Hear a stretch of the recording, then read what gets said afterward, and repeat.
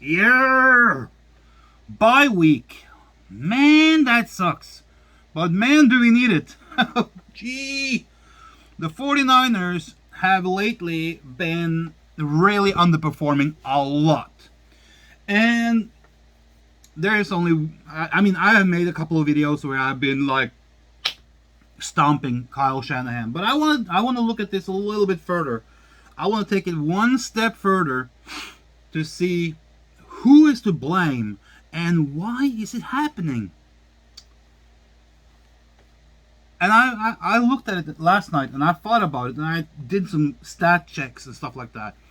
And I have to say that Kyle Shanahan is not alone in this. He's not the sole provider of guilt, if you know what I mean. There is several other people who needs to share the blame and is just as guilty when it comes to how this team, club, organization is operating right now and how we're playing. How we're playing on the field is, that's Kyle Shanahan's play calling shit. You know how I feel about that. Terrible play calling, terrible clock management, terrible game management. He's clearly not good enough for this level. He is probably more of a offensive coordinator, not a head coach. If you're going to find out who's to blame beside Kyle, you have to look at what happened since Kyle and John Lynch arrived to the club and to the team. It was then we can draw the parallels of what has been happening and why and what's been going on. And I can say that there's a pattern here. And the pattern is we only had one winning season, and that was 2019.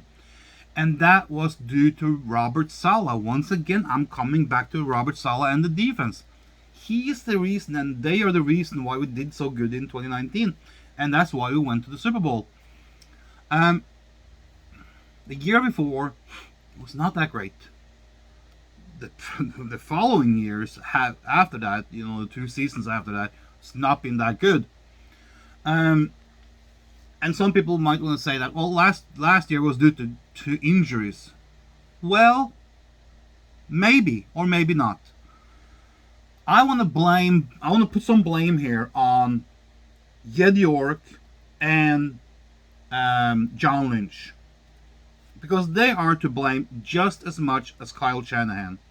Like I said, Kyle Shanahan, he's to blame for personnel, how the personnel is performing on field, how the game is played, how the game is conducted, what's going on in the game, how is the game being managed. That is all Kyle. But Jed York needs to take some blame here, because he's the one who's sitting on the top, signing the checks, approving everything, and has been for the last 4 or 5 years. If he sees the same thing as us fans, he will go and say, over the years, this has not been good enough. And it hasn't been good enough. But he's still putting up with it. So, is he passive? Could he have taken some other decisions and made some other decisions along the way? Sure. And would it probably have helped? Maybe. We don't know. But at some point he needs to sit down and go like, okay, I'm going to evaluate what has been happening. And this year was not good so far. Last year was terrible. We had one good run in 2019, but we screwed it up in the Super Bowl due to, Kyle didn't manage the clock and didn't call plays that was good enough. And then, of course, what happened before that. So, Jed York is absolutely a part of this blame that I'm putting out there. It's not like I'm shielding him in any way, shape, or form. And he needs to know, because he's the one signing the checks. And I mean, he's the one who's running the club, and should have the club's best interest at heart for the club and the team and the organization to do their best. I think he's too passive. I think he's not involved enough. it has shown in the past that some childish behavior, like the one, was it last year? He jumped in the car and took off and run away. Stuff like that do not invite fans to become sure about him being the right owner. So, is Ed York the right owner? I don't think so. What have we accomplished under Ed York? Absolutely freaking nothing, except for going to 2 Super Bowl and lose. I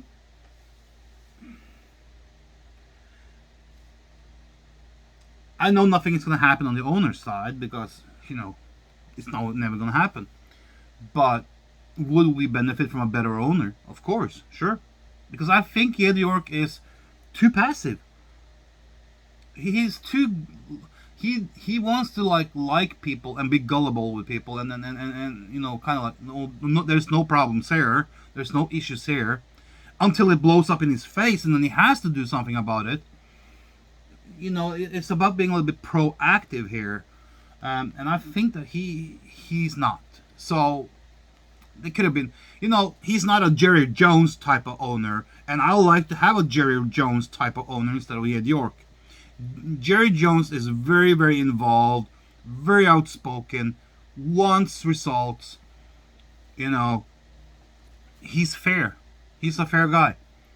So if the 49ers could have an owner like that, I think we would be better off, because Kyle would not be here.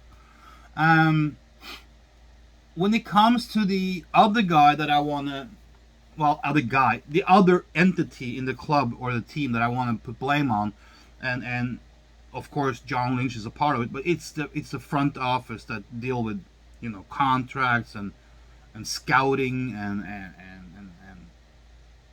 drafts, stuff like that. John Lynch is a highly he's one of the most fronted people in that group. There's a couple others. So of course the front office and John Lynch in on the front row has to take a lot of blame, and I put a lot of blame on John Lynch for not being stricter with Kyle Shanahan and demanding more and other things from Kyle Shanahan, because what we've seen from Kyle Shanahan over a long period of time is not working. It's not working, and we got some answers this year because Robert Saleh left, and we've gotten some answers that, yeah, maybe Kyle doesn't trust DeMeco Ryan, and so he's trying stupid shit, or is it just he's fed up with everything? These are things and issues that John Lynch have to nip in the butt, and John Lynch has to be so proactive, even more than the owner, because he needs to save his ass, which is probably not right now. John Lynch is a general manager like this. He goes like this: I see no problem, I know no problem. Okay? So his problem solving and development of something that is not running smoothly is non-existent. Yeah, he likes to bask in the sun when they have like a flow of positive things happen. But when you see that the shit hits the fan like it has now this season, where is John Lynch? Except for showing up on a radio or a podcast or radio show or TV show, blaming Brandon Ayuk. Are you freaking kidding me? You want to put the blame of this performance on a few certain players, and especially naming Brandon Ayuk? You have nerves. The fans are seeing straight through these lies. John Lynch is afraid of Kyle Shanahan. John Lynch is afraid of Kyle Shanahan and his opinion, and because of the contacts that he has and his father and blah blah blah. John Lynch is afraid of being a general manager in the right term of that name and that position. He's not a general manager. John Lynch is a puppet where Kyle Shanahan is holding one string and Ed York is holding the other string, and they're going like this, and he's like dancing in the middle trying to be Mr. Cute Guy. It doesn't work. John Lynch is probably, he's a nice guy. I mean, he's a likable guy. But general manager, he's not. Mm-mm. We have seen that because he is not a good problem solver. He's not a good, you know, developer of positivity in the club and in the team amongst players. And if he goes like, I have nothing to do with the players, if that's his take on it, then he needs to get out of the club faster than Kyle Shanahan. Because as a general manager, you are on top of the players and the coaches. And you're absolutely a part of that. Another thing with John Lynch that is glaring right now is his poor, no, excuse me, let me rephrase this.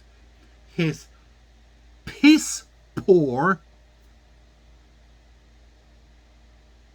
practices when it comes to drafting players and scouting players and signing players. That has over the last 4 years proven to be some of the worst I ever seen. Not only did he decline to even think about signing Tom Brady, who went to the Buccaneers and won a freaking Super Bowl. They did that, but they also overlooked Mahomes. They didn't take Mahomes in the draft. They wanted Solomon Thomas instead, and we saw how that ended. Maybe one of the worst players we have had in the last 20 years. Good Kyle, good John. A freaking 11-year-old could do a better job in the draft than that. Now look at the other people we have drafted. Look at the other people we have signed. This year we're going on a bus tour downtown LA and downtown San Francisco to the bus stops and the shelters to pick up old players that should really be retired, and they shouldn't even be wearing a 49ers uniform. What is happening right now, and I'm sorry to say this because it is the fucking club of my heart and has been for 42 years, 41 years. It's a disgrace. What's happening to the 49ers right now in the hands of John Lynch, Kyle Shanahan, and Jed York, it is a disgrace. They don't care about the fans. They don't care about the club. They don't care about the players. They don't care about anything historically or legendary about this club. They don't care. You want to know why and how? Look at how they're drafted. Look at how they're signing people. Look at the players they're going out to get. This would have never happened when Eddie was the owner of the team. This would never have happened under Bill Walsh. Never would have happened under Seifert. Heck, it wouldn't have happened under Mariucci or Harbaugh for that matter. What is happening right now is a silent destruction of one of the greatest teams ever in the NFL. And the sad part is, as fans, we have no voice to input this. The only way, and the problem is, a lot of the fans that are spread around the world or spread around the country won't have a voice strong enough to do anything about it. The only ones that will have a strong enough voice to do anything about it are the local fans in California, the ones who go to the game every weekend. The only way we can make the team and make the owners understand that we are not approved, when we do not approve this, we do not like it, we're not going to accept it, is if we start showing up at the games. What do you think will happen if all of a sudden 20,000 people just decide not to show? Oops, we went from 60,000, 70,000 down to 40, 50,000. And what do you think happens if another 10,000, 15,000 stops going there? What if in the end you have 15, 20,000 people at the home games? Then you might get a little reaction and the owner might go like, ooh, something is going on there. But right now, They don't care about us fans. They don't want to hear what we have to say. They don't care about media, apparently. And the media is too gullible. They're sucking up on this, oh, the Trey Lance project and blah, blah, blah. And the media is just as well. They're running with this narrative that it is the players. And this is why John Lynch went on this podcast or radio show or whatever it was, blaming Ayuk. Of course he has to blame Ayuk and other players because, oh, it's not his fault, and oh, it's not his buddy Kyle's fault because he doesn't have the balls to go up against Kyle Shanahan. That's for sure. That's clear as day. The drafting we have been through for the last 4 or 5 years is terrible. Player signings, transfers, trades, contract signings. Who in their freaking right mind gives Garoppolo a $27 million a year contract? He's not even on his best days. Garoppolo is like a 15, 16, 17 million dollar quarterback. And who gives Kittle, a tight end, a contract like that? Show me another tight end except for maybe Kelsey and Gronk who make that type of money. I'm waiting. It's called stupidity. This club is being run down in the gutter. Maybe it is a theme because it's been going on for quite a while. So you have the trio of people to blame: Jed York, John Lynch, and Kyle Shanahan. I don't blame the players for anything of this. Yeah, maybe players should, inspire themselves and inspire each other to try and win the game and play better. But that's all they can do. I mean, Kyle called the game. He called the plays. He's the one managing the clock. John Lynch and Kyle Shanahan and Jed York are the ones who are together drafting the players, signing the players, scouting the players. I'm not saying that what they did was wrong, but we should have never been in this place or this predicament in the first place. You know why? Because we should have said, "Oh yes, welcome to the club, Tom Brady. You are ours. You're here to go for another 3 years." We would not be in this predicament with a quarterback situation. We would probably not be there with this stupid shit of giving away 3 years of first-round picks, which is basically another nail in the coffin for this club. We are so effed and S up due to the last year's or this year's draft. But yeah, the previous years too. We haven't drafted good in the last 4 or 5 years. And it's been and trust me, we didn't draft good before Kyle and John Lynch came in. I tell you, Trent Baalke was just the same dude, even maybe worse. All he did was drafting injured players. We need people in this organization that has balls, that has a positive agenda, and the agenda is for the club's best interest, the team's best interest. We need someone that knows what they're doing on the training ground and during the games. We need a new head coach. We need a new general manager. And too bad we can't do it, but we also need a freaking new owner. Let me put out a little utopia thing for you, and this is my little bubble of utopia. It would be so great if we could get the team back to Eddie. I know that Eddie would take this team to new heights again, because he knows, he's been there, he's done it before, and he has the right mindset to do it. And then we need a new head coach, and we need a new GM. And we need new coaches all over. I don't care.